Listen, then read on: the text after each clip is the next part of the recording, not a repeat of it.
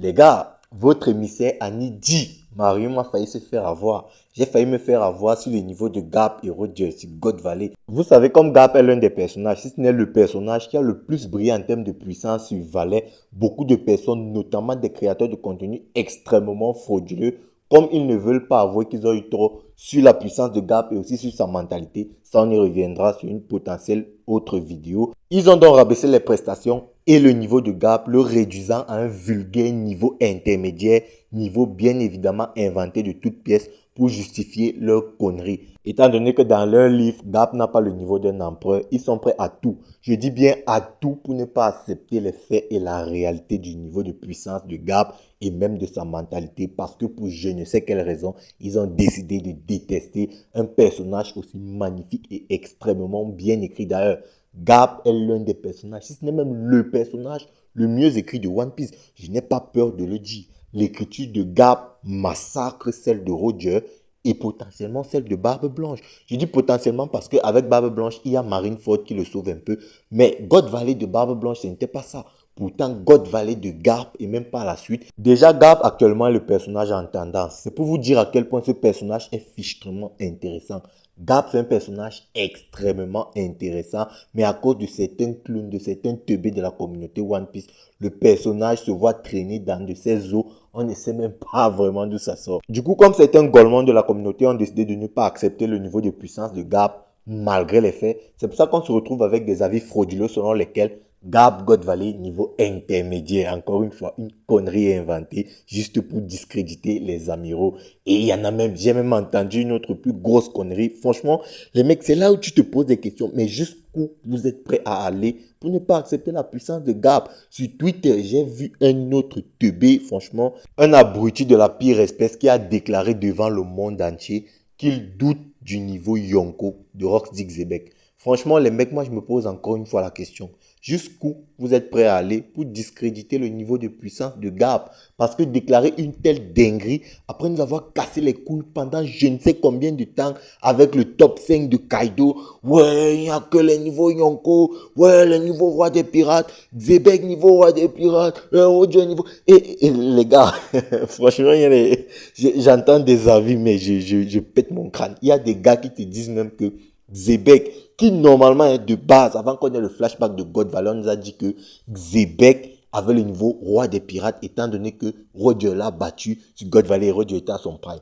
Maintenant, j'entends des gars, je vais m'abstenir de les insulter, venir nous dire que Zebek Domi Reversi n'est même pas niveau roi des pirates. Franchement, les mecs, déjà le niveau roi des pirates, c'est quel niveau? Vous venez nous inventer des conneries pour justifier vos dingueries. Franchement, les mecs, je suis subjugué par la communauté de teubés qu'on a, malgré une œuvre aussi magnifique que One Piece. Franchement, les mecs, je suis subjugué. Donc, tout ça, vous nous avez cassé les couilles pendant je ne sais combien de temps pour essayer de nous faire comprendre que Zebek avait le niveau roi des pirates. Pour aujourd'hui, après que Garp l'ait vaincu aux côtés de Roger, nous dit que Zebek, même avec le Domi réversé, n'a pas ce niveau roi des pirates là. Franchement, les mecs, qu'est-ce que je peux dire d'autre? Qu'est-ce que je peux dire d'autre? Vous êtes juste des cons. Ça ne va pas plus loin que ça. Bref, les gars, je ne veux pas commencer mon pressing sur des anti-Garp maintenant. Le pressing, ne vous en faites pas, je n'ai pas oublié. Ils auront leur pressing, les gars. Moi, j'attends, parce que de toutes les façons, je suis persuadé, ils auront encore d'autres clips. Parce que nous sommes dans le flashback de Harald. Et si on en croit l'écriture de Oda, il semblerait que Oda ait décidé de recouvrir les événements importants et majeurs qui se sont déroulés depuis 109 ans. Donc, on a couvert God Valley. Maintenant, je suppose qu'avec les chapitres prochains, bon, on aura un peu comment l'équipage de Roger a fait pour devenir le roi des pirates. Du coup, on aura certainement une autre confrontation entre Roger Prime, parce que vous le savez très bien comme moi, le Prime de Roger dans l'univers de One Piece. Franchement, pour certains teubés de la communauté, bon, c'est pas défini. Contre Barbe Blanche, il n'était pas à son prime, bien sûr. Contre Xebec avec Garp sur God Valley, il n'était pas à son prime. Bon, on se demande quel était son prime réellement. Bon, du coup, les mecs, il ne reste plus qu'une solution pour déterminer le réel prime de Roger. Bah, ce sera son combat, donc, il y a 27 ans dans la timeline de One Piece face à Monkey D. Garp. Et là, on verra. Et pour en revenir sur ce que je disais en début de vidéo, les gars ont donc décidé de réduire la puissance de Garp et de ne pas lui donner le niveau qui lui est dû parce qu'il déteste Garp. Le problème donc de cette formulation, c'est que Aujourd'hui, on a la preuve factuelle et indiscutable que Gap et Roger ont le même niveau. Du coup, si le grand Monkey dit Gap est un niveau intermédiaire sur God Valley, c'est pareil pour Roger. Et maintenant, peu importe le niveau que Roger aura à son prime, jusqu'à preuve du concret, Gap aura le même niveau. C'est clair, c'est net, c'est précis et c'est limpide. Vous pouvez danser la Zumba que vous voulez, la Pingis, je ne sais quelle danse vous voulez faire. Bah, ça ne peut pas changer. C'est Oda qui a dessiné et écrit les choses comme ça. Je ne sais même pas qui vous êtes. Franchement, vous n'êtes que des cons. Parce que moi, je ne vois pas d'autre explication. Vous n'êtes que des teubés. Bon, comme je l'ai dit, le pressing sur les anti-gaps, c'est pas maintenant. On va attendre que le flashback se clôture. Et on va commencer un pressing assidu, structuré, chapitre par chapitre, pour montrer à quel point ces gars sont juste des abrutis finis.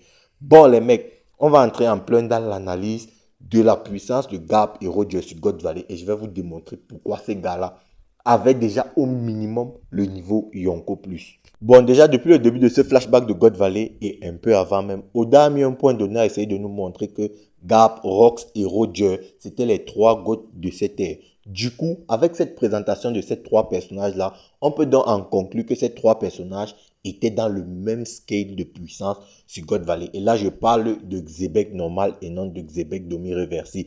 Bon, étant donné qu'on connaît globalement la puissance de Rox dit Xebec, car on sait que le mec, avant de débuter sa vie de piraterie, il a déjà tué un amiral. Ce sont faits le plus impressionnant avant de commencer sa vie de pirate. Bon, déjà, le mec a débarqué sur Marie-Joie. Il a tué un amiral et kidnappé 5 rois. Il est allé à la rencontre de Imu, mais malgré tout, il avait encore la puissance et l'énergie nécessaire pour faire un clash égal à égal avec le roi des géants, le roi Harald. Un clash qui a tout soufflé sur un rayon de 5 km. Bon, là déjà, c'est pour poser les bases. Le mec a tué un amiral. Je le rappelle encore, un amiral, c'est un mec qui faisait combat d'égal à égal avec Barbe Blanche, vieux, sur Marineford. C'est pour vous dire un peu de la prestation de Rox dit Xebec. Bon, déjà, rien qu'avec cette prestation-là, je suis désolé, ce Xebec-là a au minimum, et je répète encore, minimum le niveau Yonko. Parce que même si on part du principe qu'un amiral et un intermédiaire, ce n'est pas le même scale et que vous considérez que un intermédiaire est un scale au-dessus de celui d'un amiral qui, selon vous, est égal au premier commandant d'empereur, bah, si on se réfère au combat qui opposait Rayleigh Vieux, niveau intermédiaire, à Kizaru, niveau commandant d'empereur, on peut bien s'apercevoir que même si vous pensez, vous considérez que Rayleigh Vieux est supérieur à Kizaru, ce Rayleigh-là n'avait absolument pas la puissance pour vaincre et tuer Kizaru et derrière aller faire un clash qui rase tout sur un rayon de 5 km. Je suis complètement désolé, c'était complètement impossible pour ce Rayleigh-là de l'archipel de Sabondi. Maintenant, bon, vous savez clairement que pour moi, Kizaru et Rayleigh, c'est le même scale niveau amiral. Kizaru et Rayleigh Vieux. Et moi, je considère même que Kizaru de l'archipel de Sabondi est même plus puissant que Rayleigh Vieux, relativement à plusieurs facteurs tels que l'âge, l'endurance, la résistance et le fait que Rayleigh ne s'était pas battu depuis plus de 20 ans. Bon, moi, je considère que Kizaru de l'archipel de Sabondi est plus puissant que Rayleigh Vieux de l'archipel de Sabondi. Bon, maintenant qu'on a établi que Xebec, qui venait à peine de commencer son voyage, était au minimum niveau Yonko, bah, on peut continuer en disant que ce même Xebec-là, étant donné que déjà pour recruter les membres de son équipage, il les a recrutés grâce au Davy Backfight, ça signifie qu'il a mené énormément de combats. Du coup, avec tous ces combats menés, il a dû encore énormément évoluer en puissance. Maintenant, il faut aussi parler de son équipage parce que dans l'univers de One Piece, c'est une généralité. La puissance d'un capitaine est proportionnelle à celle de ses commandants. Et le capitaine n'est jamais dans le même scale de puissance que ses commandants ou même que de son premier commandant. Ce qui signifie donc que Xebec, en ayant le plus puissant équipage pirate de l'univers de One Piece, vu jusqu'à présent, parce qu'on ne connaît encore rien de l'équipage de Joy Boy, bah, Xebec avait quand même dans son équipage des personnages tels que Barbe Blanche, Big Mom, Shiki, Kaido, pour ne citer que cela. Et ces personnages-là sur God Valley, croyez-le ou non, bah, c'était déjà des monstres de puissance. Et parmi tous ceux que je viens de citer, il y a au minimum 2 niveaux Yonko, dont à mon avis, Barbe Blanche et Big Mom. Pour moi, Barbe Blanche et Big Mom de God Valley, c'était clairement 2 niveaux Yonko. Bon, peut-être qu'ils n'étaient pas encore à leur prime. Moi, je vous ai dit, je ne suis pas complètement sûr qu'ils étaient à leur prime, mais tout ce que je sais, c'est que Barbe Blanche, God Valley au minimum le niveau Yonko. Pour la simple et bonne raison que lorsque tu prends Barbe Blanche, God Valley et que tu le compares à Barbe Blanche, Marineford, il y a un gouffre. Barbe Blanche, God Valley terrasse, et j'insiste vraiment sur le terrasse Barbe Blanche de Marineford pour plusieurs raisons. Déjà, Barbe Blanche God Valley est beaucoup plus jeune que Barbe Blanche Marineford. Il a 38 ans de moins que Barbe Blanche Marineford. Donc, il y a déjà ça qui entre en jeu. Barbe Blanche God Valley a beaucoup plus de vitalité que Barbe Blanche Marineford. Barbe Blanche God Valley a la santé, tandis que Barbe Blanche Marineford est malade.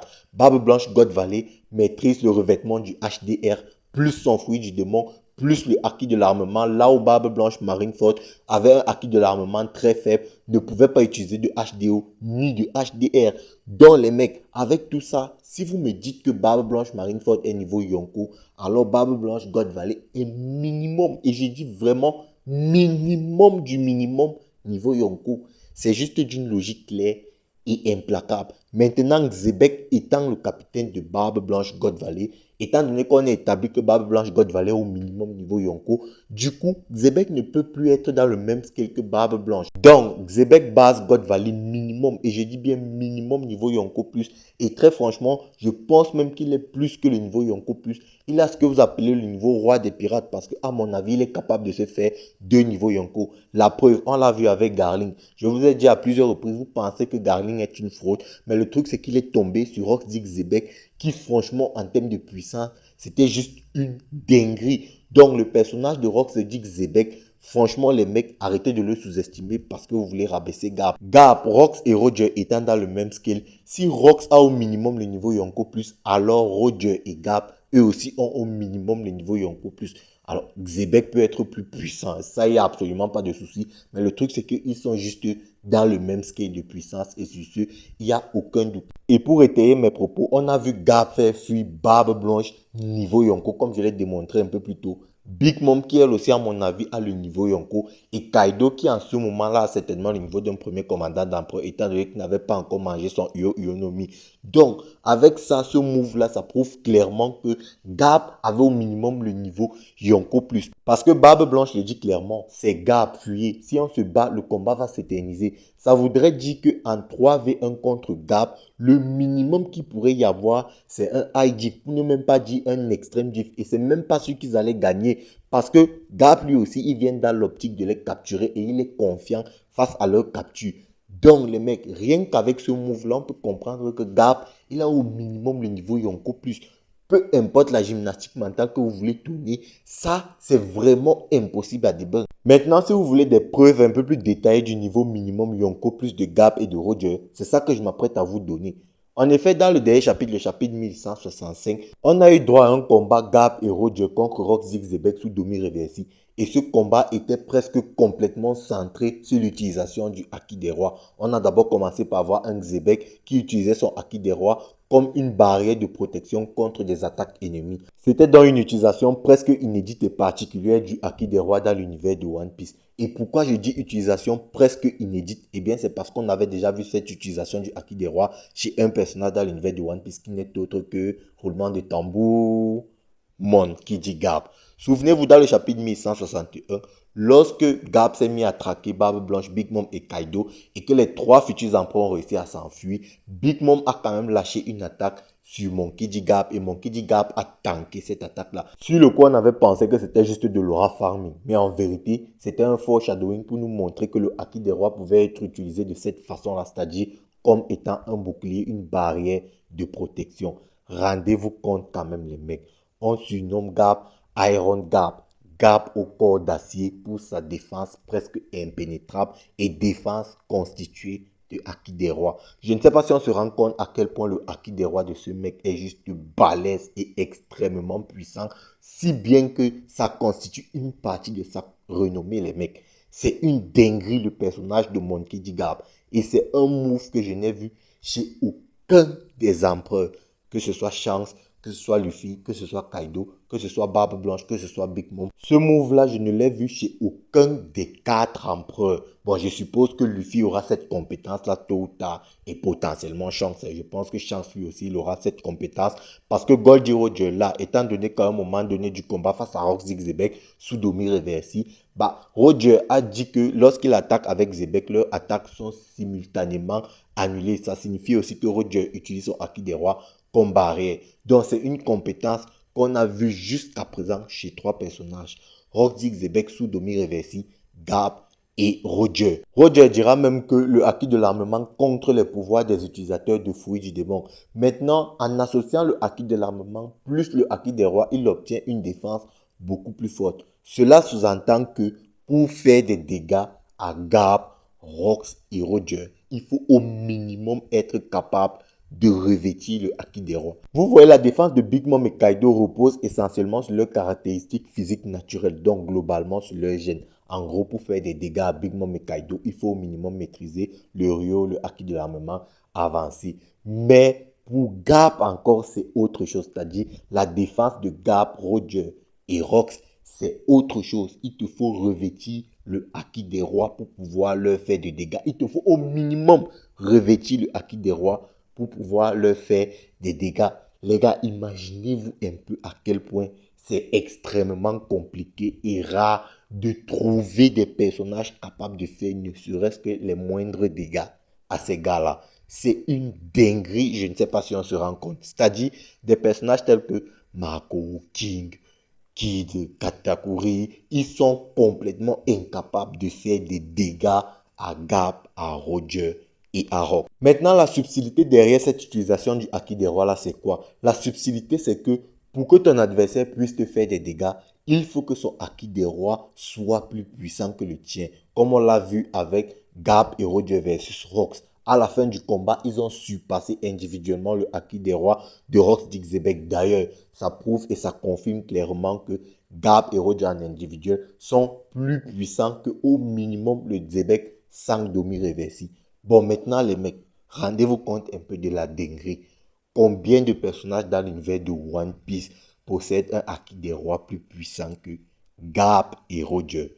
C'est pourquoi moi je vous ai dit les gars, ces gars-là en termes de puissance, franchement, hein, on est arrivé à un niveau où il n'y a que des gars comme Joy Boy et Emu qui peuvent les vaincre en termes de puissance. C'est pour ça que je vous ai dit, sur God Valley, ils ont au minimum le niveau Yonko plus. Parce que leur acquis des rois est juste extrêmement puissant. Donc, un gars comme Shanks, s'il veut faire des dégâts à Garp et Roger God Valley, il va devoir multiplier les Kamusari et utiliser son acquis des rois plein gaz. Et comme Roger nous l'a dit dans le chapitre 1165, plus il utilise le acquis des rois, plus il se fatigue. Donc les mecs, je ne sais pas si vous vous rendez compte du paradoxe. Maintenant, des gars comme des Barbes Blanches, il va devoir multiplier des aquas s'il veut faire des dégâts à Garp et Roger.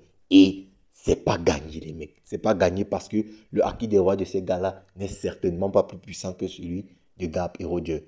Bon les gars, je pense qu'on va s'arrêter là. La vidéo est déjà assez longue. J'espère que mes explications ont été claires. N'hésitez pas à me dire ce que vous en pensez en commentaire. Check la vidéo à l'écran, like si c'est ta plus partage. Et puis nous, on va se dire ciao pour une prochaine vidéo. Portez-vous bien sur Animarium. Peace les bros. After.